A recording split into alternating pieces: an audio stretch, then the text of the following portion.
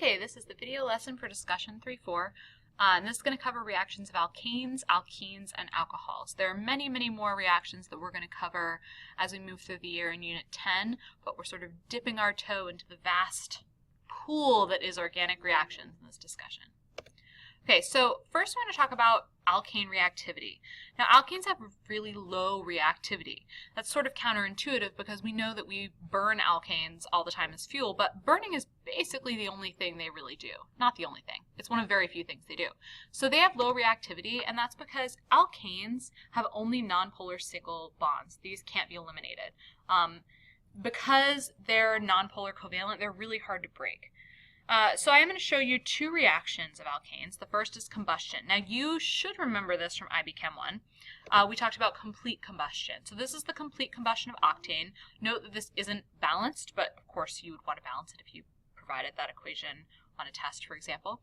And complete combustion is when hydrocarbon reacts with oxygen to form carbon dioxide and water vapor.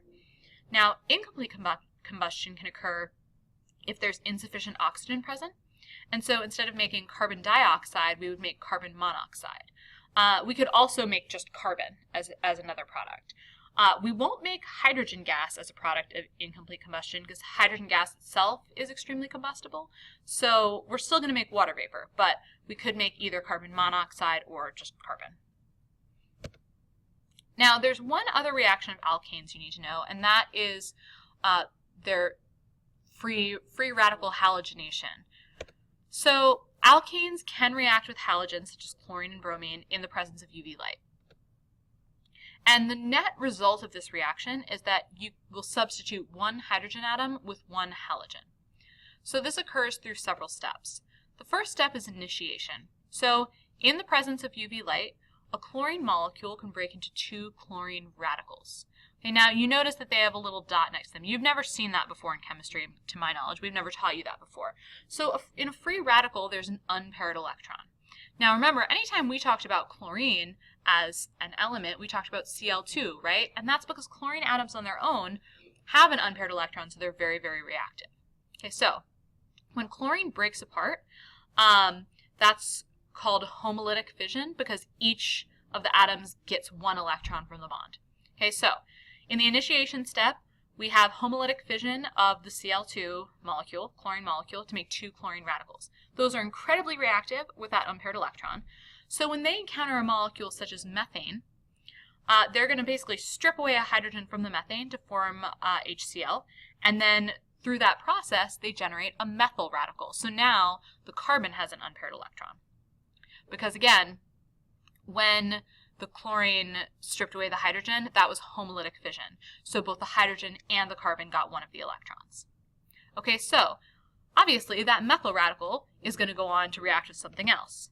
Now it could react with a lot of different things. This is the simplest possible series of steps, but it could encounter another chlorine molecule. It could strip away one of the chlorine atoms to form chloromethane and produce another chlorine radical. So when it regenerates the chlorine radical, what that means is that these propagation steps can happen again and again and again and again and again, okay, in sort of a never-ending loop. Now, it's not never-ending though, because eventually we'll have a termination step.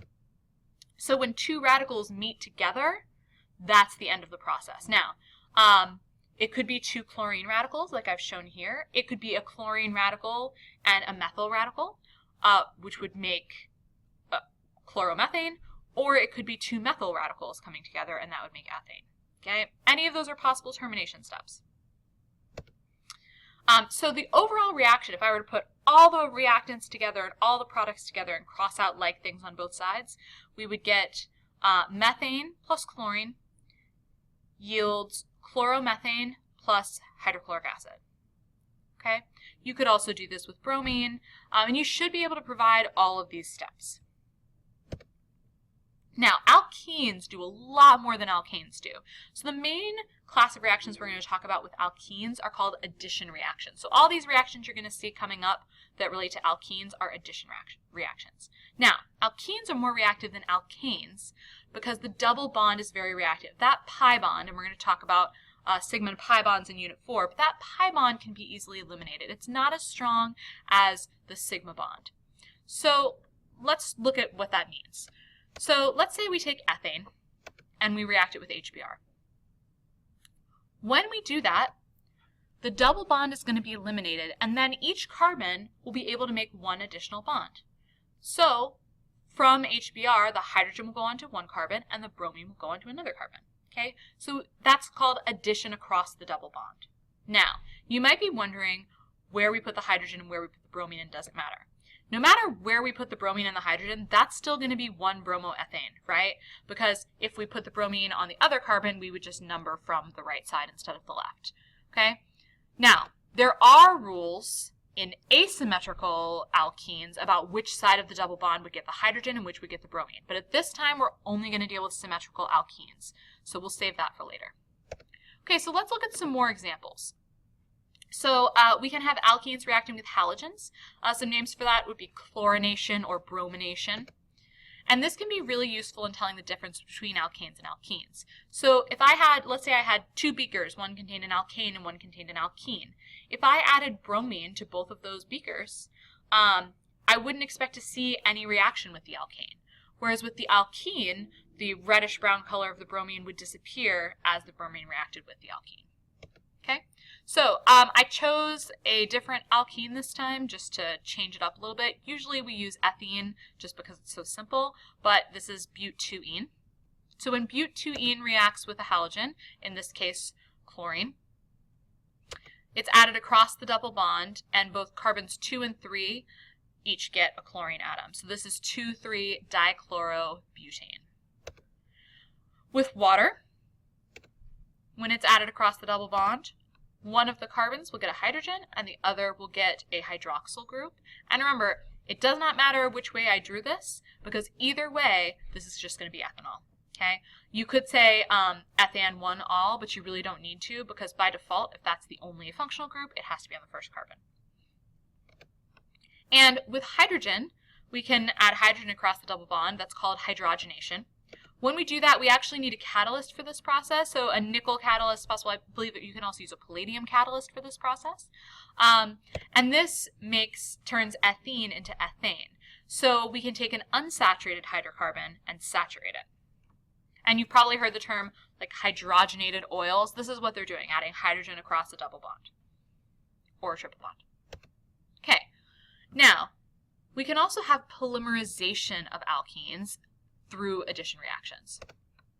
So basically what happens in this polymerization is an alkene undergoes addition with itself. Okay, so we have all these ethene monomers, and when they add together, we form a long chain. And there's probably, there's more carbons in the chain than I showed the monomers for, but you get the idea. This could go on and on and on and on as long as I had molecules of ethene. Okay?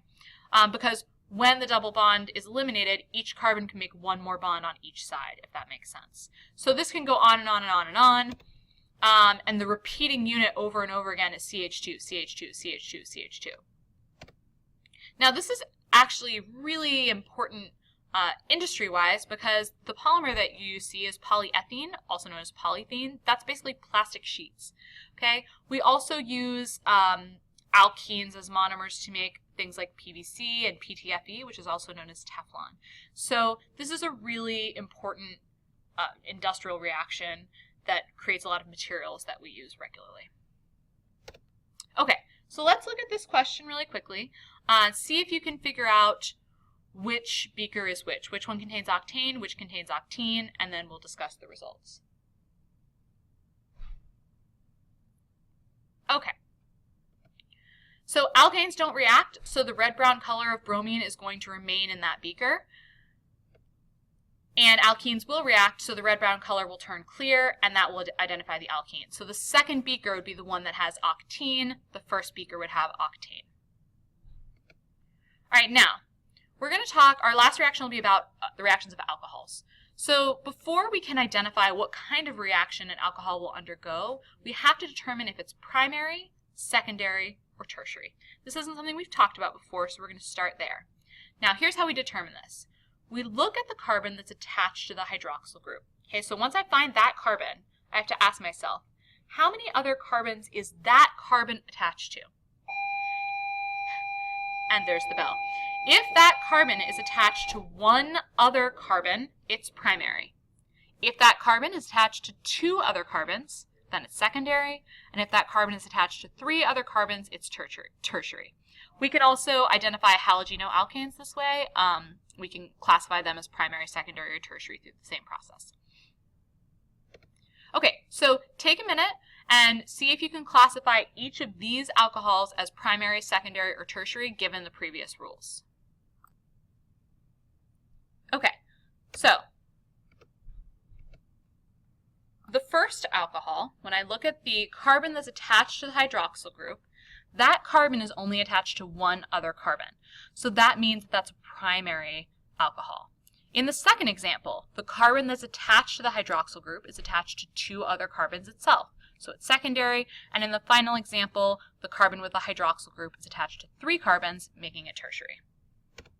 Okay, so it matters in terms of how these react, whether they're primary, secondary, or tertiary. Okay, so primary alcohols can have two steps of oxidation. First, they can form an aldehyde and then a carboxylic acid. So let's look at propan-1-ol. Okay, now there are some conditions that are important for oxidation of alcohols. We have to use an oxidizing agent. Two really commonly used agents are potassium permanganate and potassium dichromate. You would only use one of those at a time. You can write either one. It makes no difference. Okay, and you would need that to be acidified, so you need some kind of acid catalyst, and you also need some heat, particularly for the second step in the oxidation of the primary alcohol. Okay, so in the first step, we would make an aldehyde. Now, when we talk about oxidation, oxidation has a lot of different definitions that we'll talk about in our redox unit. We can think of it as the addition of oxygen or the removal of hydrogen. So in this case, we're seeing the removal of hydrogen happening. Okay, now, primary alcohols can be further oxidized into carboxylic acid, same conditions, and so we would make propanoic acid. To isolate the aldehyde, we would use distillation. If we wanted to get the carboxylic acid, we would have to heat it for a longer time under reflux, which is a cyclical evaporation condensation process. Okay, so secondary and tertiary alcohols. Now, secondary alcohols only have one oxidation step that yields a ketone. So let's look at the example of propan-2-ol. Okay, propan-2-ol, same conditions as before, and we're going to make propanone. Now, again, we see here that we have the removal of hydrogen as an example, as a part of the definition of oxidation. Tertiary alcohols can't be oxidized. So if someone gave you that alcohol and asked you what will happen if it's heated with acidified potassium permanganate, you would say no reaction.